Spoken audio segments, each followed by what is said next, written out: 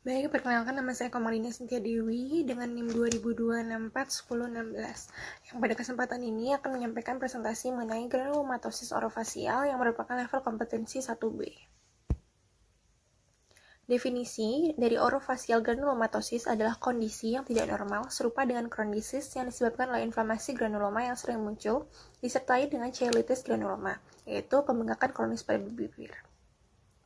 Pola khas dari penyakit ini adalah adanya inflamasi kronik yang dijumpai pada keadaan infeksi maupun non-infeksi. Gambaran klinis dari penyakit ini adalah terjadinya pembesaran labial yang dapat menyerang bibir atas dan juga bibir bawah. Pembengkakan dapat mengalami kekambuhan dari berminggu-minggu hingga berbulan-bulan. Pada kasus yang parah, pembengkakan dapat menyebabkan fisura pada bibir tengah atau yang kita sebut dengan median cheilitis dan juga pada sudut mulut yaitu angular cheilitis. Berikut gambaran klinis dari granulomatosis orofasial. Etiologi dari penyakit ini masih belum diketahui, namun kemungkinan berhubungan dengan kronisis dan disertai faktor predisposisi genetik, alergi makanan, alergi terhadap bahan kedokteran gigi, infeksi, penyakit imun. Namun, sampai saat ini dalam berbagai kasus belum diketahui penyebab secara spesifik mengenai penyebab dari penyakit orofasial granulomatosis ini. Diagnosis dapat ditegakkan dengan melakukan biopsi lesional, melakukan tes darah, radiologi, dan juga endoskopi untuk membandingkan OFG dengan kondisi sarkoid dan juga TBC. Dapat juga dilakukan patch test dan juga RAS, dan juga dapat dilakukan pemeriksaan gastrointestinal untuk mengeliminasi kemungkinan adanya penyakit kronisis, yaitu dengan melakukan endoskopi, radiografi, dan juga biopsi. Rencana perawatan dapat dilakukan terbagi menjadi dua, yaitu adanya gejala ringan dan juga gejala berat. Penyakit selanjutnya adalah angioneurotic oedema, yang merupakan level kompetensi 2A. Definisinya yaitu pembengkakan oedeomatosa diffuse pada kulit, mukosa, dan jaringan ikat submukosa. Penyakit ini dapat menyebabkan kematian jika melibatkan saluran pencernaan atau pernafasan. Berikut adalah gambaran klinis dari penyakit angioedema, yaitu terjadi pembengkakan oedeomatosa lunak, non-tender, diffuse, dengan onset yang relatif cepat dan mungkin solitar atau multiple, dan paling sering melibatkan wajah di sekitar bibir, dagu, mata, lidah, faring, laring, dan terkadang pada tangan, lengan, kaki, alat kelamin, bahkan bokong. Etiologi dari penyakit ini yang paling umum adalah disebabkan oleh mast cell degranulation yang memimpin ke arah pelepasan histamin dan juga perubahan klinis yang khas. Rencana perawatan yang dapat dilakukan adalah pemberian obat anti-alergi per oral, dan jika serangan tidak dapat dikontrol dan mengenai laring, dapat diberikan epinefrin secara intramuskuler. Jika epinefrin tidak ampuh, dapat diberikan kortikosteroid secara intravena dan juga antihistamin. Penyakit selanjutnya adalah lichenoid reaction, yang merupakan level kompetensi 3A. Lichenoid reaction adalah reaksi akibat terinduksinya akibat konsumsi obat-obatan seperti antihipertensi dan juga antiretroviral. Berikut adalah gambaran klinisnya. Etiologi dari penyakit ini dapat disebabkan oleh berbagai obat-obatan yang diketahui menyebabkan OLL. Diagnosis dapat dilakukan dengan tes pemeriksaan alergi terhadap obat dan juga pemeriksaan histopatologi yang merupakan salah satu metode yang digunakan untuk mengkonfirmasi diagnosis OLR. Rencana perawatan yang dapat dilakukan yaitu selanjutnya sindroma Behcet, yaitu merupakan level kompetensi 3B. Sindrom Behcet merupakan suatu peradangan multisistem kronis yang ditandai oleh ulcerasi yang hilang timbul pada rongga mulut, alat kelamin, mata, dan umumnya melibatkan sendi, kulit, sistem saraf pusat, dan juga saluran pencernaan. Berikut adalah gambaran klinis dari sindrom Behcet. Etiologinya masih belum jelas dan masih lakukan penelitian lebih lanjut mengenai hal ini. Namun, agen infeksius seperti infeksi virus dan bakteri, mekanisme imun seperti proses autoimun, dan juga faktor genetik dianggap memiliki peran penting dalam patogenesis sindrom Behcet. Diagnosis dapat dilakukan identifikasi gambaran klinis yang sifatnya tipikal atau khas, dan diagnosis bisa ditegakkan berdasarkan kriteria klinis yang ditetapkan oleh International Study Group for Behcet. Rencana perawatan yang dapat dilakukan meliputi penyakit selanjutnya adalah stomatitis aftosa recurrent yang merupakan level kompetensi 4. Stomatitis aftosa recurrent atau recurrent aptosus stomatitis atau RAS adalah proses inflamasi yang menyakitkan dan sering berulang pada mukosa mulut yang dapat muncul akibat berbagai proses penyakit yang terdefinisi dengan baik. Berikut adalah gambaran klinis. Etiologi dari penyakit ini masih belum jelas dan dianggap multifaktoral. Diagnosis ras bisa ditegakkan dari riwayat dan presentasi klinis dari pasien. Rencana perawatan yang dapat dilakukan yaitu selanjutnya adalah kelainan epitel oral submucous fibrosis yang merupakan level kompetensi 1. Oral submucous fibrosis merupakan penyakit kronis pada rongga mulut hingga faring yang dapat menimbulkan scars, jaringan fibrosis, dan juga lesi prekanker. Etiologi, yaitu faktor utama yang menyebabkan OSV adalah diagnosis dapat dari pemeriksaan klinis dan anamnesa pasien mengenai riwayat menginang serta ditunjang pemeriksaan histopatologis. Rencana perawatannya yaitu meningkatkan kondisi umum pasien, yaitu menghilangkan burning sensation dan juga meningkatkan pembukaan mulut secara umum. Terapi yang dapat diberikan secara medis adalah pemberian obat-obatan, fisioterapi, dan juga pembedahan. Selanjutnya, eritroplakia merupakan level kompetensi 2A. Eritroplakia merupakan penyakit pramagnan paling umum yang dapat mempengaruhi mukosa mulut. Eritroplakia didefinisikan pada gambaran klinisnya. Secara klinis, eritroplakia tampak sebagai lesi eritematosa yang tidak dapat dikerok. Permukaan lesi halus, berbatas tegas, dan terletak pada tingkat yang sedikit lebih rendah dari mukosa sekitarnya. Etiologi utama adalah tembakau dan konsumsi alkohol yang berlebihan. Diagnosis. Untuk membuat diagnosis klinis sementara dapat dilakukan pemeriksaan visual secara sistematis dan dilakukan palpasi pada area lesi di rongga mulut serta leher. Lakukan gold standard yang dilakukan untuk mengkonfirmasi diagnosis klinis adalah melakukan biopsi untuk dilakukan pemeriksaan secara mikroskopis. Setelah itu dapat dilakukan diagnosis patologi untuk meminimalkan kesalahan klasifikasi dan juga membantu mengambil keputusan manajemen. Rencana perawatan, pasien meliputi KIM mengenai faktor risiko penyakit dan instruksi untuk menghentikan kebiasaan merokok dan konsumsi alkohol. Selanjutnya adalah leukoplakia yang merupakan level kompetensi 2B. Leukoplakia didefinisikan oleh WHO sebagai lesi yang didominasi warna putih pada mukosa mulut yang tidak dapat dikarakterisasi.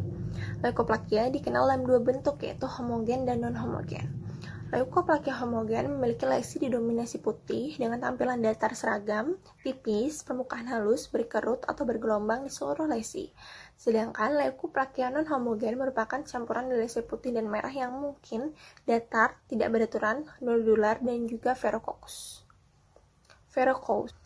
Etiologi masih belum diketahui dan ditetapkan secara jelas. Hal ini dianggap multifaktoral lesi. Namun merokok, penyalahgunaan alkohol, cedera mekanis yang berlangsung lama, infeksi Candida albicans, dan perbedaan trauma lokal atau potensi galvanik dilaporkan sebagai faktor penyebab terpenting dari penyakit ini. Berikut adalah gambaran klinisnya, yaitu leukoplakia homogen, non-homogen, dan juga leukoplakia nodular atau non-homogen. Diagnosis banding dari penyakit ini adalah hairy leukoplakia, lichen planus, oral squamous cell carcinoma, discoid lupus erythematosus, white spong nevus. Rencana perawatan dapat dilakukan. Kausal 1996 melaporkan bahwa leukoplakia menunjukkan perbaikan dan hilangnya sejumlah besar kasus mereka dengan polinistatin tablet yang larut perlahan di dalam mulut. Dan menurut penelitian Ramatan dan kawan-kawan menyarankan bahwa kandidat terkait leukoplakia atau leukoplakia berbintik dapat merespons agen anti jamur topikal termasuk imidazole. Selanjutnya, penyakit oral melanoma yang merupakan level kompetensi 2C. Melanoma merupakan neoplasma ganas yang berasal dari sel melanosit baik pada kulit maupun mukosa. Oral melanoma merupakan kasus yang jarang terjadi, namun biasanya muncul pada tahap yang lebih ganas dan agresif dibandingkan melanoma kulit. Berikut adalah gambaran klinisnya. Lesi oral melanoma pada fase awal berupa makula atau papula berwarna coklat hingga hitam dengan bentuk tidak beraturan dan dapat membesar dan berkembang menjadi nodul atau massa exophytic yang semakin dalam biasanya tidak terasa nyeri.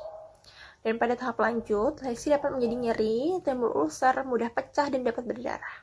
Pigmentasi yang timbul bervariasi yaitu bercak keabuan, biru gelap, coklat, atau hitam. Etiologi pada oral melanoma masih tidak diketahui secara pasti, namun faktor risiko utama penyebab oral melanoma adalah yang ada hiperpigmentasi melanin. Rencana perawatan yang dapat dilakukan, yaitu perawatan utama dari oral melanoma adalah pembedahan eksisi dengan perluasan sekitar 1 cm pada lesi tumor yang kecil. Dan untuk ketebalan kurang dari untuk ketebalan yang kurang dari 2 mm. Baik, sekian dari presentasi yang saya bawakan. Terima kasih. Bisa dilanjutkan oleh yang selanjutnya. Baik, saya Armini akan melanjutkan presentasi dari teman saya, yaitu selanjutnya adalah papiloma. Definisi papiloma adalah suatu lesi jinak pada rongga mulut yang timbul ke permukaan jaringan tanpa disertai rasa sakit. Biasanya terjadi karena proliferasi abnormal dari sel epitel squamous simplex mulut. Lalu untuk gambaran klinisnya itu lokasinya itu biasanya pada bibir dan mukosa intraoral, terseling pada lidah dan jaringan lunak pada palatum. Bentuknya itu oval, berukuran kurang dari 1 cm, berbatas tegas dan bersifat asimptomatik, dapat menyerupai bunga kol disertai tangkai, dapat berwarna putih atau normal seperti jaringan sekitarnya. Kemudian untuk etiologi itu adanya infeksi dari human papillomavirus atau HPV tipe 6 dan juga 11. Kemudian diagnosis, standar pemeriksaan, dari pemeriksaan klinis dan juga histopatologis. Diagnosis bandingnya itu adalah Xanthoma verruciforme, hiperplasia papiler, dan kondyloma acuminata. Untuk penelaksanaan dan prognosis, itu terapi utama yang dilakukan adalah eksisi rutin atau ablasi laser, terapi modalitas lain termasuk extracatheter, cryosurgery, dan injeksi intralesi interferon. Kemudian untuk prognosis itu baik, rekurensi jarang ditemukan kecuali untuk lesi pada pasien dengan infeksi. Kemudian selanjutnya adalah pigmentasi oral patologis. Itu definisinya adalah perubahan warna yang terjadi akibat deposisi pigmen melanin yang berlebihan pada mukosa mulut atau gingiva. Untuk gambaran klinisnya ada beberapa, yaitu yang pertama hiperpigmentasi gingiva karena kebiasaan merokok yang paling umum dijumpai pada gingiva cekat, maksila, dan mandibula. Awalnya pigmentasi akan berbentuk patch atau multiple makula yang diffuse dengan warna kecoklatan atau kehitaman. Intensitas pigmentasi dipengaruhi oleh durasi dari kebiasaan merokok. Kemudian pigmentasi amalgam pada mukosa mulut biasanya berbentuk bulat dan berukuran 0,1 dan 2 cm, dapat meluas dan muncul sebagai makula berwarna abu-abu kebiruan atau kehitaman. Amalgam tatu biasanya muncul pada mukosa gingiva, mukosa bukal, dasar mulut, lidah, daerah tromolar, bibir maupun palatum durum. Dan juga yang terakhir adalah pemakaian obat-obatan seperti chloroquine dapat menyebabkan lesi berpigmen abu-abu berukuran 4 cm dengan batas tidak teratur pada palatum durum. Kemudian untuk etiologinya ada faktor eksogen, itu paparan logam berat, kebiasaan buruk merokok, dan konsumsi obat-obatan. Itu termasuk obat anti malaria, yaitu termasuk chloroquine, hidrokloroquine, quinacridine, dan lain-lain. Juga faktor endogen, itu adalah faktor terkait dengan penyakit sistemik dan juga genetik. Kemudian diagnosis terpenting itu berdasarkan dari warna, lokasi, distribusi, durasi, dan tampilan pigmentasi. Kemudian pertimbangan diagnosis banding itu berdasarkan anamnesis, riwayat medis, gigi, keluarga, dan sosial, serta adanya pigmentasi kulit atau tanda dan gejala sistemik. Kemudian pigmentasi oral yang tidak dapat diidentifikasi oleh anamnesis itu dapat dilakukan biopsi untuk menghindari terjadinya keganasan. Kemudian rencana perawatan itu teknik yang dapat dilakukan oleh teknik depigmentasi untuk menghilangkan pigmentasi melanin gingiva untuk alasan estetik seperti abrasi bedah gingiva, gingivektomi, laser, cryosurgery, bedah plastik, metode kimia, dan cangkok gingiva. Untuk pigmentasi oral pada pemakaian obat-obatan itu dapat diatasi dengan menghilangkan agen penyebab dengan cara menghentikan pemakaian obat secara bertahap. Kemudian OH mulut juga harus dijaga dengan baik dan dilakukan kunjungan rutin ke dokter gigi. Kemudian kelainan epitel pada level kompetensi 3A, yang pertama adalah actinic cheilitis. Definisinya, cheilitis actinic merupakan lesi praganas pada tepi vermilion bibir bawah yang biasanya disebabkan oleh paparan sinar matahari berlebihan. Untuk gejala gambaran klinisnya, itu adalah lokasinya paling sering terjadi pada bibir bawah dan pada bibir atas karena bibir bawah itu terbanyak terpapar sinar matahari sehingga mudah melepuh dan mengelupas. Bibir bawah terlihat menonjol, lesi berwarna putih, halus, diffuse, pinggiran tajam dengan sedikit peninggian, namun terkadang batas lesi dengan kulit atau mukosa sulit dibedakan. Kemudian untuk etiologinya, penyebab utamanya adalah paparan sinar matahari yang kronis, lanjut usia, tinggal di daerah yang panas, dan faktor risiko utamanya adalah exposure sinar matahari secara kronis, merokok, dan buruknya oral hygiene. Kemudian untuk perawatan itu dapat dilakukan pembedahan berupa cryosurgery, itu cukup efektif secara umum, namun untuk lesi yang sudah menyebar. Kemudian laser dan eksisi bedah dikombinasi dengan flap mukosa atau electrodesiccation, kuretase mungkin juga diperlukan. Untuk terapi itu dapat menggunakan obat topikal adalah fluorouracil 1% 2 kali sehari selama 2 minggu atau 3 kali sehari selama 10 hari. Akan menghilangkan epitel yang mengalami displasia sehingga terjadi regenerasi epitel yang normal. Untuk prognosa, kanker pada actinic cheilitis itu lebih agresif daripada yang lainnya. Kira-kira 10% dari seluruh kanker adalah berasal pada bibir. Kemudian, kelainan epitel pada level kompetensi 4 adalah pertama adalah cheilitis, itu definisinya merupakan keadaan defisiensi riboflavin yang menyebabkan timbulnya fisura dan penyisikan permukaan merah dari bibir dan sudut-sudut mulut, sehingga bibir mudah terpengaruh dengan gangguan metabolik dan iritasi lokal.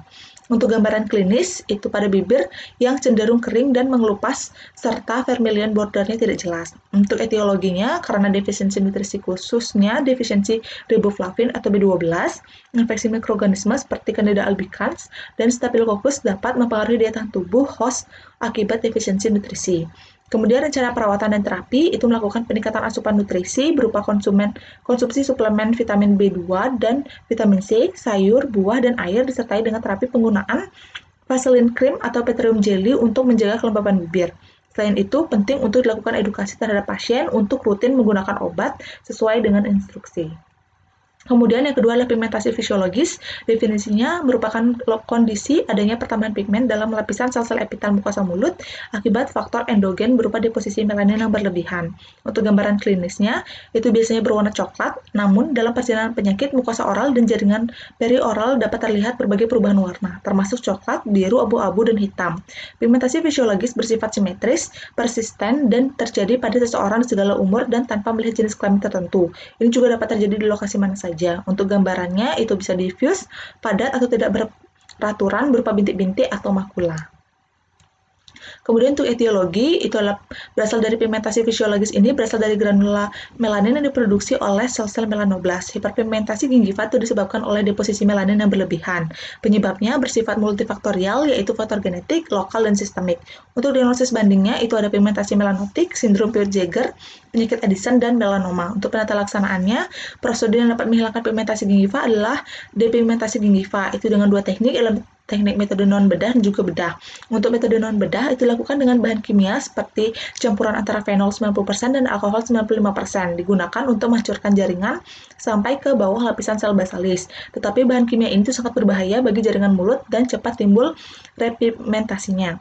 Kemudian metode bedah itu teknik bedah konvensional dengan menggunakan scalpel, kemudian tindakan abrasi dengan menggunakan bor diamond, gingivektomi, autograft jaringan lunak, operasi flap parsial, dan pemakaian laser.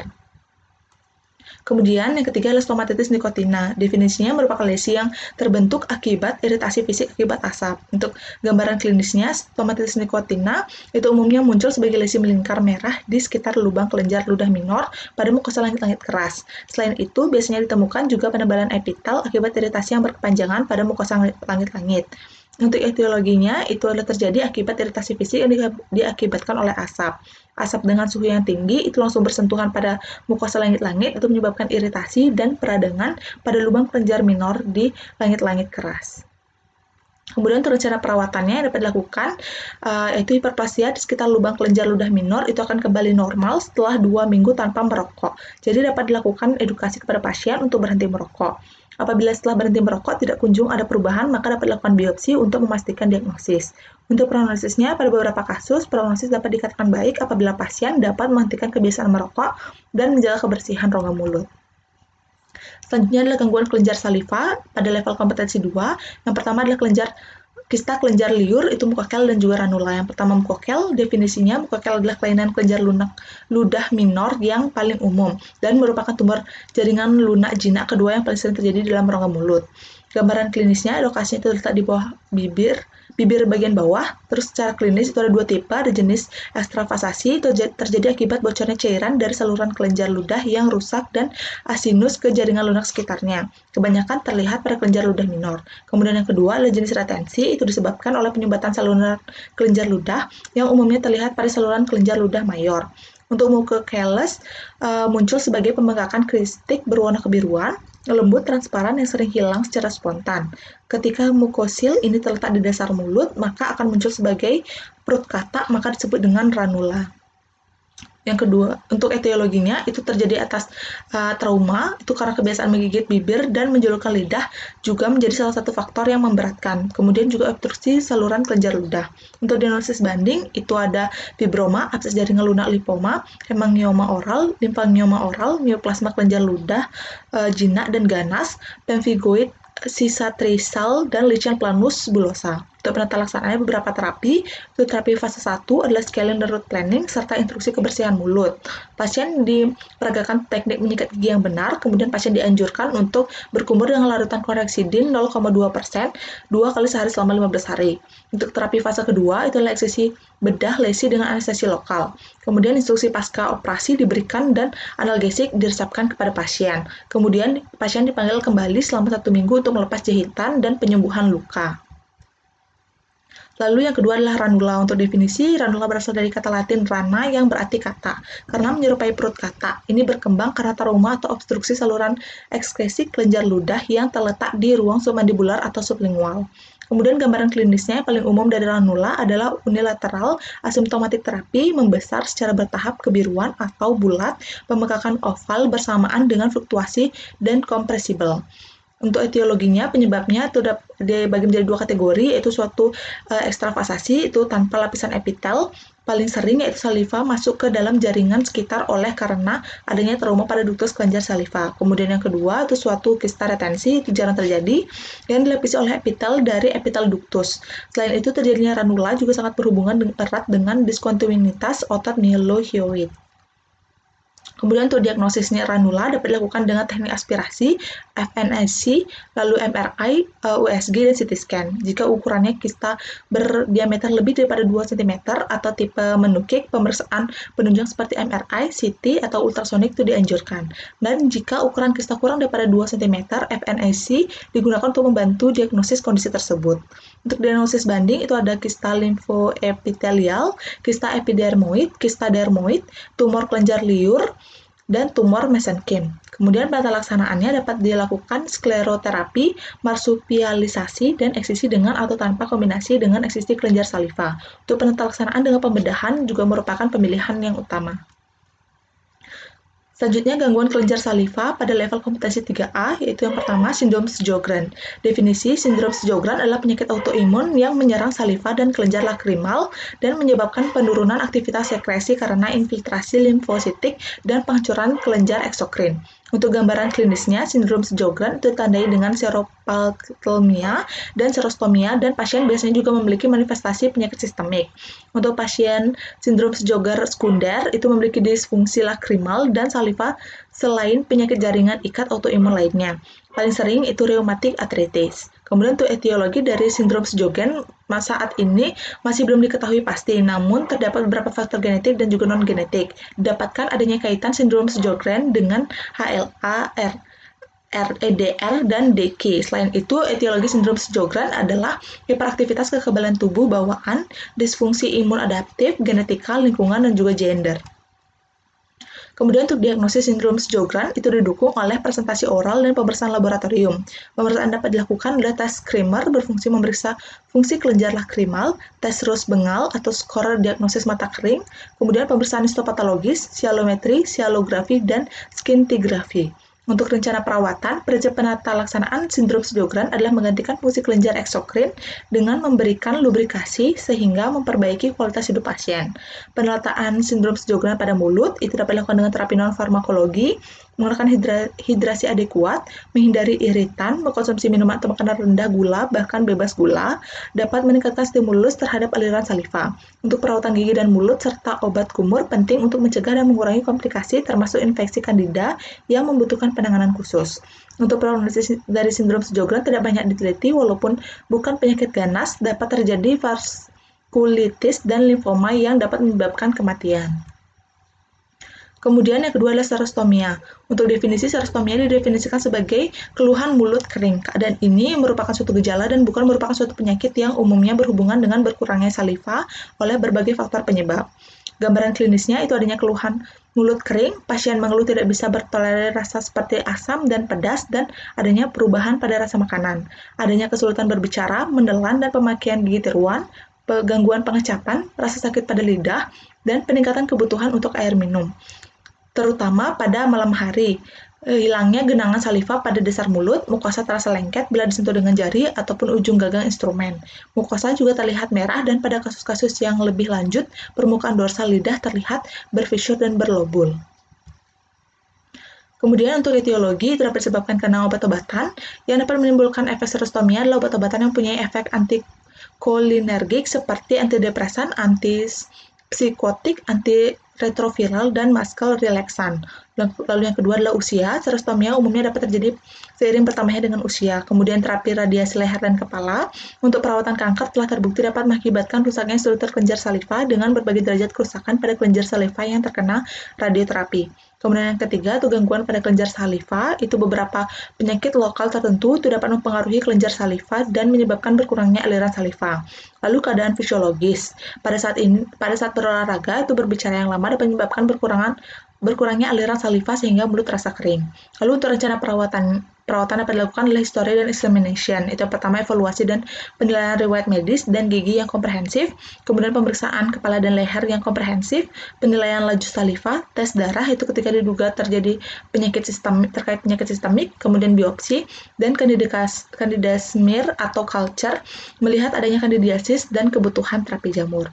Kemudian akan dilanjutkan oleh teman saya. Terima kasih atas kesempatannya. Saya Ida Ayu Trisna akan melanjutkan presentasi dari teman saya. Yang pertama itu muara ductus prominens. Jadi muara ductus prominens kemungkinan disebabkan oleh adanya dilatasi pada saluran kelenjar saliva. Untuk gambaran klinisnya, umumnya pasien tidak menyadari gejala awal dari pembengkakan tersebut hingga timbulnya infeksi sekunder yang menimbulkan rasa nyeri, demam, dan pirulen yang mengalir dari ductus tension. Untuk etiologinya, herediter merupakan faktor utama timbulnya kondisi ini. Faktor eksternal seperti retensi saliva dan infeksi rongga mulut juga dapat menimbulkan defek pada ductus tension. Untuk diagnosanya, anamnesa secara mendetail mengenai riwayat bengkak dan gejala penyerta perlu dilakukan untuk membantu menentukan diagnosa.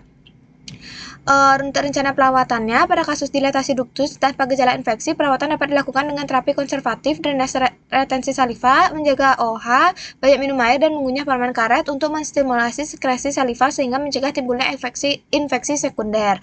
Untuk prognosisnya, kondisi dilatasi ductus tension tanpa disertai gejala infeksi dapat membaik dengan terapi konservatif, sedangkan dilatasi disertai dengan gejala infeksi berulang tidak cukup hanya dengan terapi konservatif. Untuk selanjutnya, limfangioma. Jadi limfangioma merupakan tumor jinak dari pembuluh limfa yang biasanya muncul setelah lahir. Untuk gambaran klinis dan histopatologisnya, limfangioma circumscripta localisata itu manifestasi klinisnya lesi timbul saat bayi berupa bercak soliter kecil dengan diameter kurang dari 1 cm. Untuk histopatologinya, tanpa adanya dilatasi kistik dari pembuluh darah limfa yang dindingnya dilapisi oleh selapis endotel yang terdapat pada dermis bagian atas. Selanjutnya, limfangioma circumscripta yang tipe klasik. Jadi manifestasi kliniknya itu lesi timbul saat lahir atau pada awal kehidupan ditandai dengan satu atau beberapa bercak besar dengan vesikel jernih. Dapat dalam jumlah yang sangat banyak. Untuk lokasinya yang tersering itu pada aksila, lengan, dada lateral, sekitar mulut, dan lidah. Untuk histopatologinya itu tampak gambaran yang mirip dengan limfangioma circumscripta localisata, hanya derajat hiperkeratosis dan papilomatosisnya lebih nyata.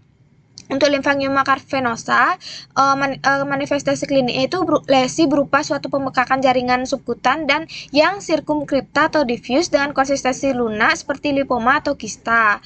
Paling sering dijumpai di sekitar dan di dalam mulut. Untuk histopatologinya ditandai dengan adanya kista-kista yang besar dengan bentuk irregular, dindingnya terdiri atas lapis sel endotel yang terletak pada jaringan subkutan. Untuk etiologinya, pembentukan limfangioma menggambarkan adanya kegagalan saluran getah bening untuk menghubungkan dengan sistem vena selama embriogenesis, penyerapan abnormal struktur limfatik atau keduanya. Untuk diagnosis, penegakannya itu dilakukan berdasarkan anamnesis, pemeriksaan fisik atau pemeriksaan penunjang. Untuk rencana perawatannya itu tata laksana limfangioma dapat diberikan terapi non bedah sambil dilakukan pengawasan karena lebih dari 15% dari lesi ini akan mengecil dengan sendirinya. Untuk prognosis itu baik bagi pasien umumnya walaupun tumor besar pada leher dan lidah dapat menyebabkan obstruksi jalur nafas dan kematian. Untuk selanjutnya fibroma. Fibroma ini merupakan tumor jinak yang digambarkan sebagai hiperplasia reaktif dari jaringan ikat fibrosa sebagai respon terhadap iritasi atau trauma lokal. Untuk tingkat kekambuhan itu jarang tapi dapat terjadi jika ada trauma berulang di tempat yang sama. Untuk gambaran klinis, lesi umumnya timbul dari jaringan ikat gingiva atau mukosa mulut yang secara klinis berbentuk nodular dan tidak nyeri. Permukaan jaringan halus berbatas tegas. Biasanya mukosa berwarna normal dari dasar sesil atau bertangkai. Konsistensinya keras dan diameter terbesar lebih dari 1,5 cm. Untuk etiologi dari fibroma pada rongga mulut terjadi karena iritasi atau trauma berulang terhadap mukosa sehingga direspons sebagai hiperplasia jaringan. Untuk diagnosisnya, itu didapatkan melalui riwayat kasus yang detail, pemeriksaan klinis intraoral, faktor etiologi, peran biopsi, serta evaluasi histologis. Untuk rencana perawatannya terdiri dari eliminasi faktor etiologi, scaling pada gigi yang berdekatan, dan eksisi bedah menggunakan scalpel, elektrokautery atau laser. Selanjutnya hemangioma. Jadi hemangioma merupakan neoplasma jinak yang tersusun oleh endotel vaskular proliferatif dan hiperplastik dengan karakteristik fase awal pertumbuhan yang cepat diikuti fase infusi sampai regresi. Untuk gambaran klinis itu ada fase proliferasi, fase involusi, dan fase involusi akhir. Untuk etiologi penyebab hemangioma sampai saat ini itu masih belum jelas. Angiogenesis itu merupakan kemungkinan memiliki peranan dalam pertumbuhan pembuluh darah. Sitokinesis seperti basic fibroblast growth factor, vascular endothel growth factor mempunyai peranan dalam proses angiogenesis. Peningkatan faktor-faktor pembentukan angiogenesis seperti penurunan kadar angiogenesis inhibitor, misalnya gamma interferon, tumor necrosis faktor beta, dan transforming growth factor beta berperan dalam etiologi terjadinya hemangioma. Untuk diagnosis dapat ditegakkan dengan anamnesa dan pemeriksaan fisik. Rencana perawatan itu bisa observasi, kortikosteroid, dan terapi bedah. Untuk prognosisnya itu tergantung dari letak lesi, kecepatan diagnosis, dan ketepatan tindakan baik secara obat-obatan maupun tindakan invasif seperti pembedahan. Selanjutnya, Epulis fissuratum.